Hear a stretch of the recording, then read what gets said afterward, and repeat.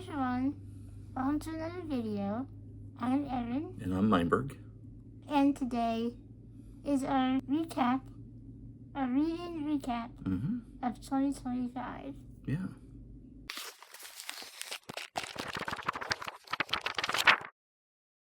2025 was not great Yeah.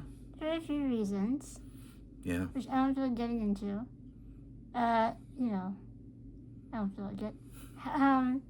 So I did read a lot less than I usually read. I read 80 books, Just barely. which is still a lot.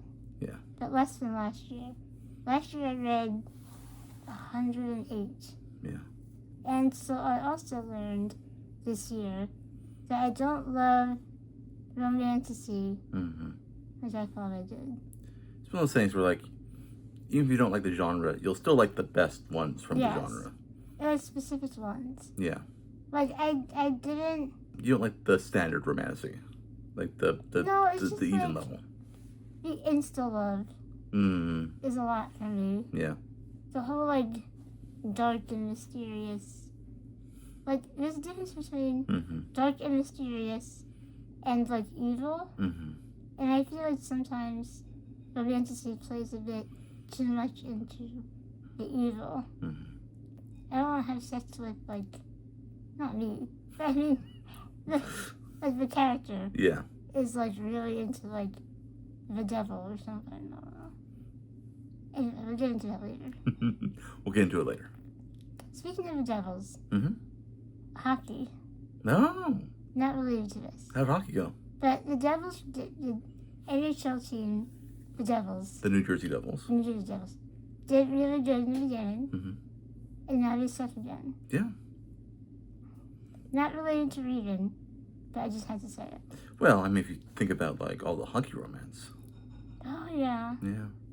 I read one hockey romance, and I loved it. I'll put it up on screen, because I can't remember the name of it, but I really liked it. I like hockey. Yeah. The horror books that I read this year. Speaking of devils. And this is what I initially meant to get into, but I just felt hockey. It was really good this year. The horror, I was really feeling it, and you'll see that in a minute. And Greek mythology. Yeah. Yeah. Shockingly, you like Greek mythology. Who knew? Who knew? Villanova. Well, I did. I got into Villanova in their master's program in classical studies. Yeah. Which is not reading classic literature. No. To be specific. Because everyone keeps saying to me, oh, you're going to read, like, War and Peace, Pride and Prejudice, Gulliver's Travels. No. I'm reading ancient Greek and Latin texts. Let's get into favorites. My top 10 of the year. I initially had a top 5. But there are too many good books. Too many good books. Yeah. Is this in order? No. Okay. I couldn't decide, hon. Too hard. So, the first book I'm going to mention is one I just finished last week. James by Percival Everett. It's a retelling of Huckleberry Finn from the perspective of James, known in the book as Jim, also referred to as by a racial slur in the original text. Yes. And I thought it was really well done. Yeah. And the writing was really impactful. And it kind of felt like it was in the style of Huckleberry Finn. Yeah, I could see that. But not like content-wise. Yeah. Well, it had the same plot. But it's telling its own story. Yes. And the ending is very different. But I absolutely loved it. And do not read the negative reviews. Yeah. Unless you want to get really mad. Yeah. My favorite was the one where the person said Percival Everett was making light of slavery. Yeah. I'm like, did you read the same book? Yeah. But really amazing. Yeah. Very impactful, and I think it will appeal to a large audience Mm-hmm. because of the way it's written. It's very readable. It's not, don't ever feel like, oh, it's like a literary fiction, so it's It's not dry. not at all. I think it'd be actually good on like a curriculum on like a college level, Absolutely. side by side, with Huckleberry Finn. 1,000%. Next is Bury Our Bones in the Midnight Soil by V.E. Schwab. Mm-hmm. So I don't read the synopses Mm-hmm. of books that much when I buy them. And this is kind of like an instant buy for me Yeah. because a lot of people are really interested in it, and I was like, I'll try it too. And I didn't realize it was about vampires. Yeah. I thought it was about witches. Yeah. It isn't. It's not. It's vampires. Yeah. Oh, why did I say it like that? Vampires. Vampires. And I thought that it was very atmospheric, really creepy, the characters that you love to hate, Mm-hmm. and I think it will not appeal to most people Mm. because I think it is slow, but intentionally so. Yeah. And it really builds up a good pacing. So it kind of it doesn't kind of. Mm. It follows this vampires who throughout time Mm-hmm. and how they kind of meet in the center. And it was really great. Yeah. I was surprised by how much I liked it because I didn't really like, was it A Darker Shade of Magic? Is that it? No. Secret Life of Annie LaRue? No, I like that one. But her series, Mm. I didn't love. And of course I have the whole series. Yeah. But I'm still going to read the next book. But I didn't love it. Mm-hmm. Anyway. Yeah. Next up is Hecate. Or Hecate. Hecate, however you want to say it. Mm-hmm. I'll find out in college how you say it. Mm-hmm. By Nikita Gill. It's written in verse, Yes. but it doesn't read like it's. If you listen to the audiobook, you wouldn't know Mm-hmm. it was in verse, which I think makes it really readable because it reads not like a poem. It's more like an epic poem or like a narrative poem Mm-hmm. rather than like a lyric poem. Yes, exactly. And I love this character, this figure, I should say. Mm-hmm. And I love the story. And there's romance, but it's not romanticy. And I love the atmosphere. I loved it. Mm-hmm.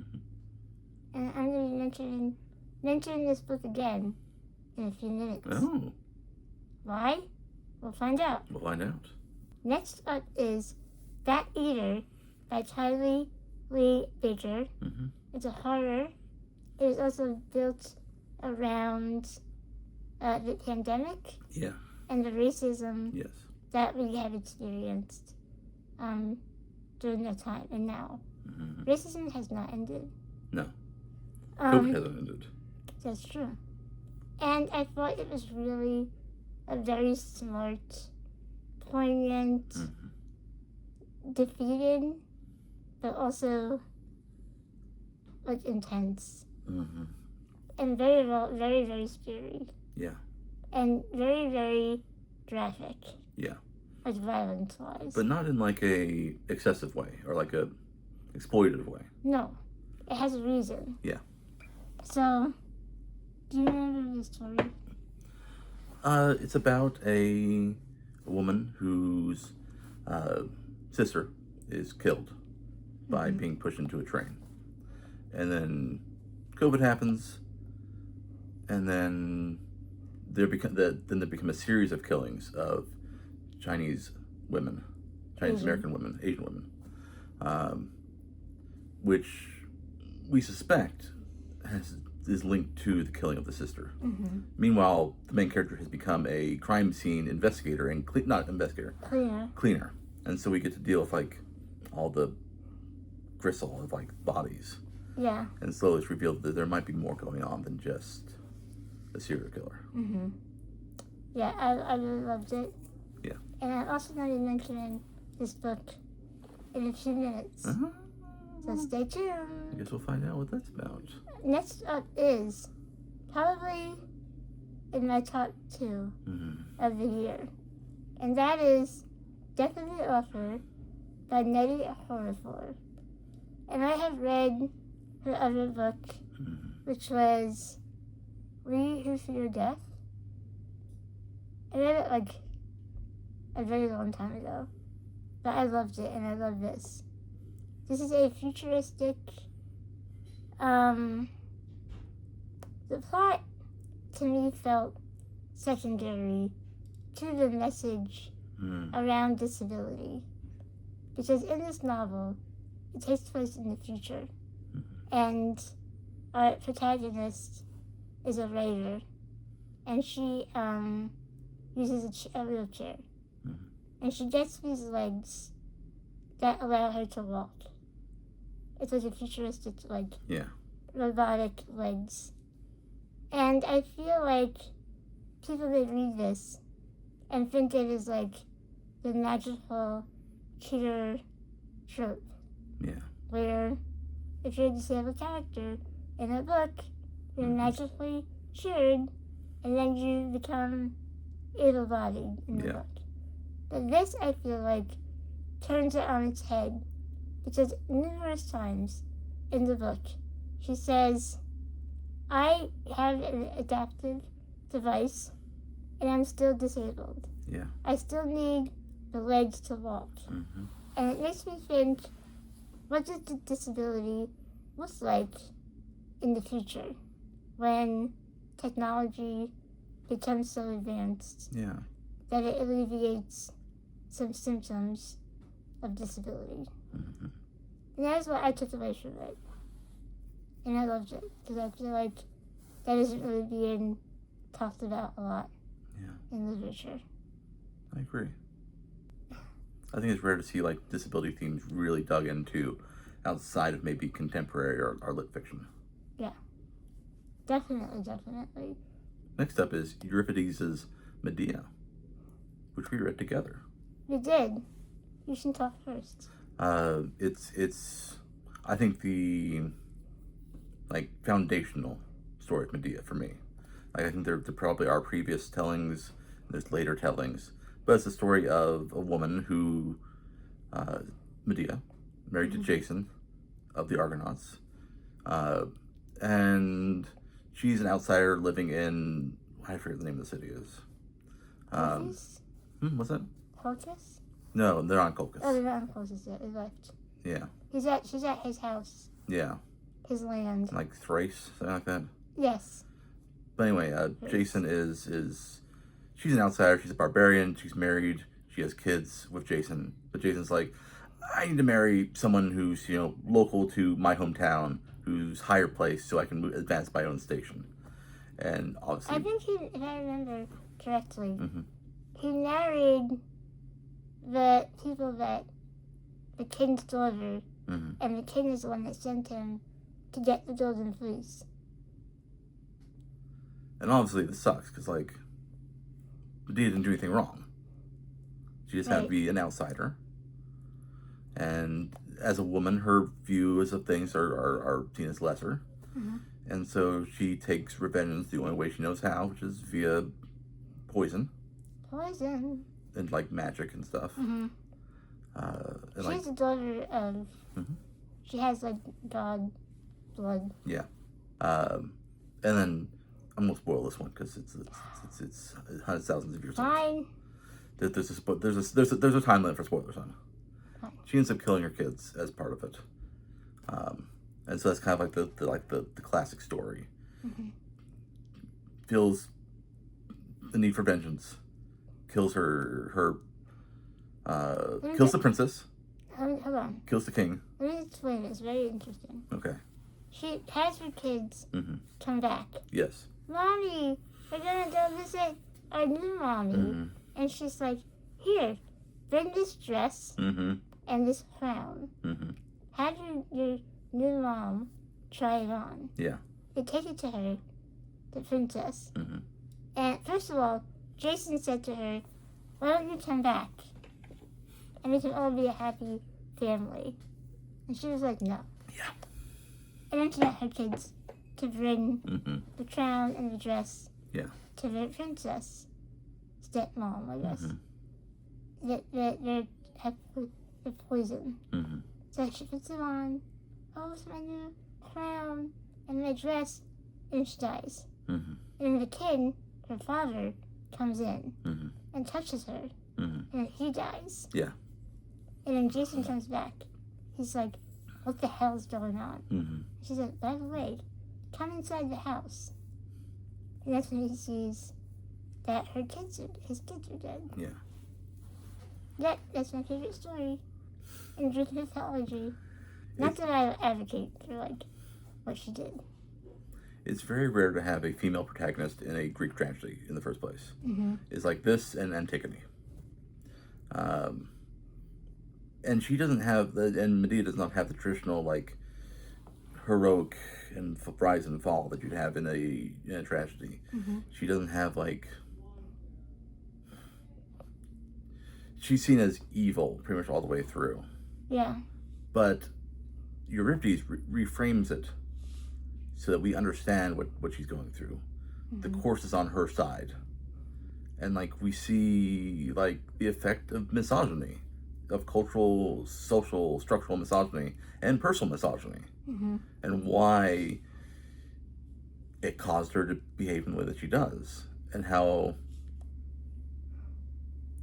I think to Euripides, her behavior is mostly acceptable.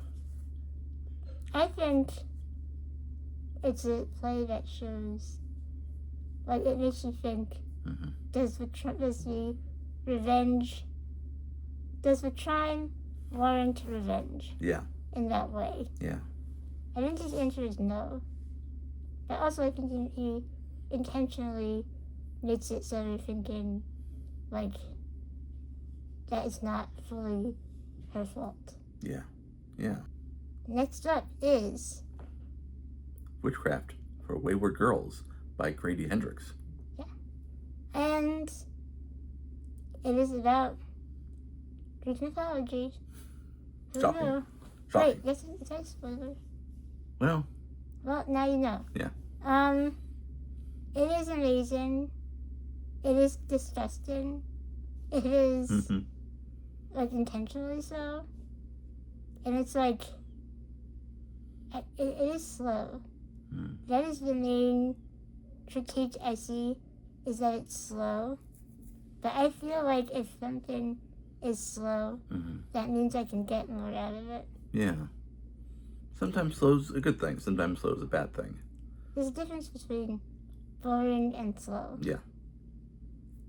And I heard that there's not a lot of witchcraft in this, but I feel like that is also intentional. Mm-hmm.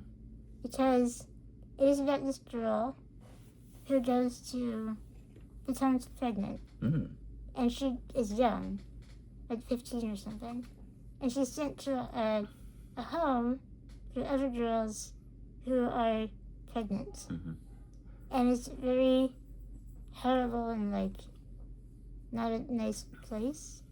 Even though she made, like, some good connections with the girls that were there. And there is witchcraft, eventually. But I think it's also a historical piece. Mm. It takes place in, like, the 70s. I think I loved it. I feel like he can do no wrong. Grady Hendrix. Mm-hmm. Right. Next one is another one that we read together. Yeah. Blood Over Brighthaven by M.L. Wang, which Mm-hmm. is a story about, like, it's about colonialism, basically. Mm-hmm. There's this one city, they do magic stuff, and they use their power to, like, control basically the entire continent. Mm-hmm. And it's about this one young woman who is the only woman in the city to have reached a particularly high position, and her growing, like, relationship with the city, as well as revealed through her relationship with a native person, an indigenous man who has been assigned to be her janitor. and like becomes her personal assistant. Yes. I thought it was really, the pacing was great. And I feel like the characters came alive on the page. And it really shows the horrors of televisionism. Yeah. And how we oppress people for power. Yeah. Which is colonialism. Yeah. But I loved it. It was different. It was unique. I really liked it. I really liked the magic system. It was very interesting. It was like using typewriters and coding, and it was really neat and also terrifying. It was a little bit on the nose for me sometimes, a little bit too direct. Let's talk about that. Like in like early, relatively in the book, where like she sits down with her new friend / assistant, and it's like, here's my motivation. Here's why I'm doing what I'm doing. It's like, okay. And like the parallels are a little bit too direct sometimes, which that's less of an issue. Yeah. But it was like the fact that there was not much in the way of subtlety. Right, but I think... Like in anything. Like not just the metaphor, but in terms of the characters as well. Yes, I think sometimes we have to be on the nose. Yeah. Because people might not get it. So I know you should like trust the reader. Yeah. But also, sometimes oppression is overt. Yeah. It always is overt, in my opinion. But yeah, I don't find on the nose to be a negative. And like I still give it 4 out of 5 stars. It wasn't a big like negative for me. I gave it a 5. Yeah. It was our first book of the year. Yeah. We should try to do that again. We should. We might. We might not. Stay tuned for our next video. Yeah. We're going to talk about our goals and plans. For next year. For next year. Which is tomorrow. Because today is New Year's Eve. Yeah. Next up. My Sister, the Serial Killer by Lincoln Braithwaite. I listened to this on audiobook. And the audiobook narrator is incredible. And I just felt sucked in. The title is what it's about. This woman, has a sister, as some people have that. Yeah, you know? It's true. And she is a serial killer. And her sister is like her cleaner. She covers it up. She knows her sister's killing people. And there's romance. And it's like, oh my. And it's short, so I can't say too much. But I freaking loved it. It was like, I listened to it in one sitting. And I don't usually do that at night. Because if I'm in bed and I'm tired, I usually fall asleep. And I did not. I was like, it was like 5 a.m. And I was like, you know. And she has a book out that I have that I'm going to read and prioritize next year. Nice. It is called Cursed Daughters. I'll put it on screen. I have it. Next up is A Dark and Secret Magic by Wallace Kinney. And that was our first book club pick from my book club, the Moonlit Margins Book Society. And everyone who read it loved it. It is we read it in like July. And it's about Halloween. We wanted to do like a summer Halloween vibe. It's Halloween season all year long. I would say this book is if Gilmore Girls met practical magic and had a baby. This would be it. There's romance. There's a little bit of Greek mythology. Spoilers. And I love your Greek mythology. Everyone loved it. It was really atmospheric, silly, but entertaining. It is about a woman who goes with her aunt to stay there I read it in July. This is a long time ago. And she meets a guy, and they're gonna be in love, and go on dates and things. But she's hiding a secret. Oh. And what is the secret? You have to read it to find out. Is it some sort of dark and secret magic? Yeah. Oh, she's a witch. Hmm. That's very important to the plot. Before we move on, I will just shout out the Uketsu duology of Strange Pictures and I think Strange Buildings, I think is the other one. I read both those, like I read each one in one sitting. I think you should read them at some point. I really enjoyed them. They're not, they ended less well than the journey to get there, but the journey was so good that I still gave both them 5s. Definitely top books for the year for me. Yeah. Shall we move on to the next section? Sure. All right. Remember when I was like, we're going to talk about that book in 5 minutes? Well, here we go. Best covers of the year. Yeah. Let's go on a little tangent. Sometimes it is okay to judge a book by its cover. Yeah. Not...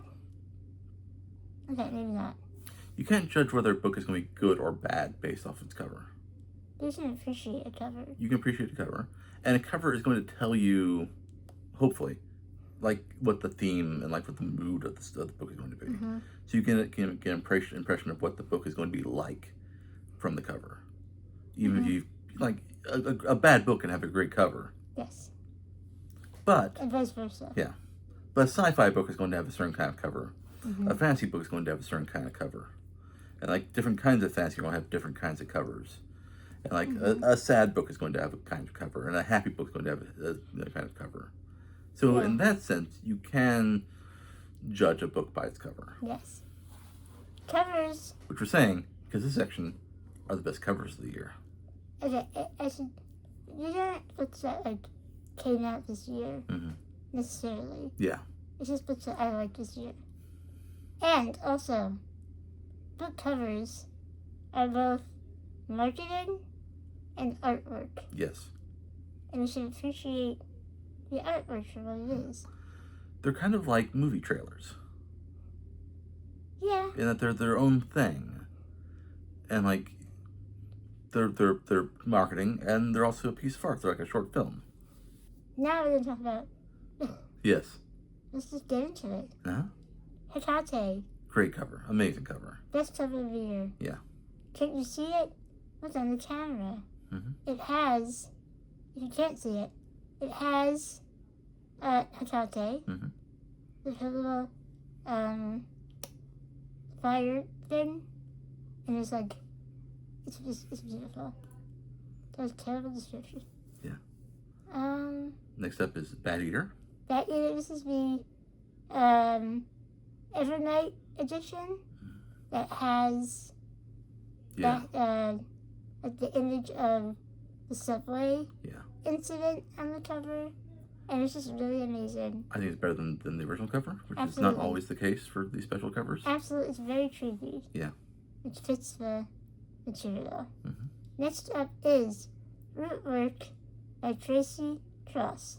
And this has it's like a dark and a forest with a house and like a cameo of these children on the cover. It's very beautiful. It's very atmospheric.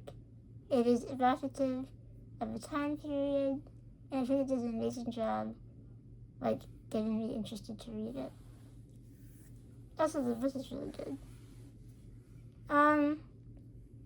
The next up is The Bridge Kingdom by Danielle Jensen. Hated the book. The cover is stunning. And it makes me sad, because I'm not going to keep it. Yeah. I'm going to give it away. But this is a very beloved series. I just didn't gel with it. Yeah. And the cover is like shiny and holographic almost. It's very pretty. And finally, The Husbands by Holly Gramazio. yes, the cover is very apropos of what the content is. And it's still very whimsical. And the book is very whimsical. It has the story of the husbands like coming down Oh. the attic on a ladder. Because in the book, this is also like in my top books of the year. Mm-hmm. She finds out, she comes home after partying, and she wakes up, and all of a sudden, she has a husband. But she's not married. Mm-hmm. So who's this guy? And then later on, the guy says, I need to go upstairs into the attic. Mm-hmm. So he goes upstairs into the attic, comes down, different person, No. different husband. No. Every time the husband goes up Mm-hmm. and comes down, he's different. Mm-hmm. And so she like cycles through all these husbands. Amazing. Mm-hmm. Ever cover? Love it. 5 stars. Mm-hmm. Speaking of 5 stars, the next section is about books that were not 5 stars. Yeah. We're moving into disappointing reads. Mm-hmm. And we'll start off Mm-hmm. with your first one on this list. Yeah. Because I was not as disappointed with it as you were. Yeah. It's Horror Movie by Paul Tremblay, which had some issues. I only give it 3 stars. I give it 1. The beginning Or was... 2. You give it 1. I give it 1. Okay. Yeah. The beginning was boring. Yeah. Like, it was slow in a bad way. Mm-hmm. I liked the back half. I did not like the very ending. And I feel like something it struggled with was trying to be more profound than it was capable of being. Yeah. And also, like, the whole haunted mask thing felt a little goosebumpy. Yeah, it's R.L. Stein Yeah. did it better. There's a haunted mask. Maybe. And he puts it on, Yeah. and the mask doesn't come off, and it's like, Yeah. this is so stupid. Yeah. And also, the writing I thought was very pretentious Yeah. for like this type of genre. Not to say that you can't have pretentious horror books, Mhm. but I feel like it was amateur. Yeah. I feel like it was trying for that profundity. Mm-hmm. And then the prose just wasn't there. Like, it was trying to make significant statements, and then the way it was saying them was like too. There was enough bite to it. There was enough punch. There was enough metaphor, fiction, or figurative language, or like even like the conveyance of it just wasn't there for the most powerful points. And what was up with the house? Yeah, it clearly was borrowing a lot from House of Leaves, Mm-hmm. which, I mean, who doesn't, to be honest? Everyone loves House of Leaves. It's the best book we ever I read. can't read it. And anyone who's never read House of Leaves is clearly missing out on the greatest literature of the human species. Continue. It's clearly borrowing from House of Leaves quite a bit, like Minotaur, House of the Maze. These are all spoilers, by the way. It's kind of... Like, it doesn't really matter that the house is a maze and the dad's a Minotaur. And also, that's kind of pretty early in. Yeah. And, like, why? Like, there's no Why? reason for it to be that. Because it's spooky. Yeah. And, like, clearly just winking at House of Leaves. It is kind of found footage, Yeah. but not good.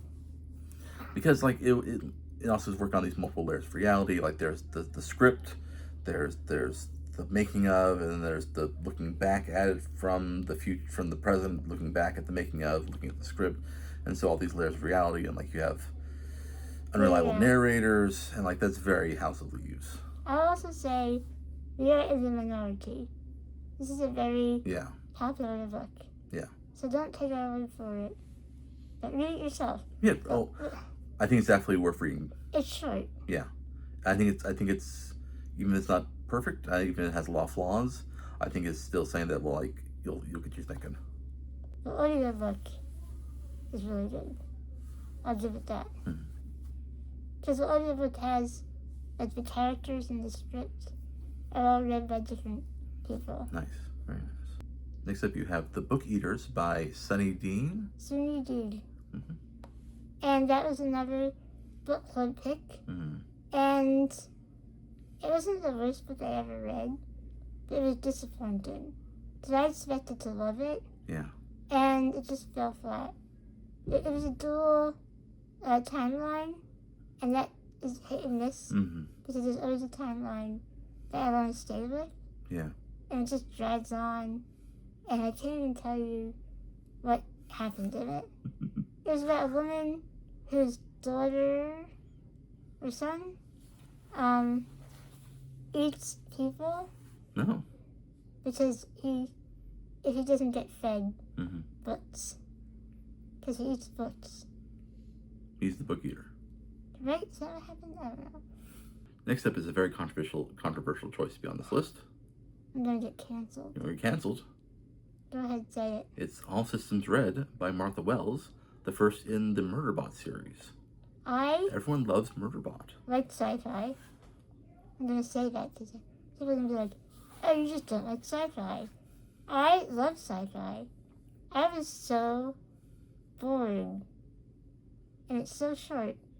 It took me like a month to read because I just could not. The main robot guy, Murderbot. couldn't care less. Don't care what happened. The writing is dry. I just hated it. How about you? I haven't read it. Oh. I just know that everyone else who I've heard who've read it loves it. This is a TV show. The TV show. Not interested. By the way, these are disappointing reads, not just like negative reads. These are books that you thought Yes. would be good, and then that turned out to be not up to your standards. Or they are not up to your standard, but like disappointed you. I think part of the reason I didn't like it, because it was trying to be funny. And you hate humor. I hate it. You hate all kinds of humor. Yeah. Yeah. Yep. Next up on your list is Remarkably Bright Creatures by Shelby Van Pelt. Again, controversial. Again, so boring. I couldn't tell you what happened.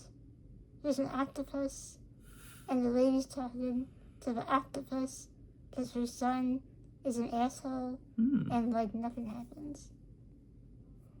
Exciting. Yeah. Next one is Ghost of a Chance by Catherine Garbera, which was an arc.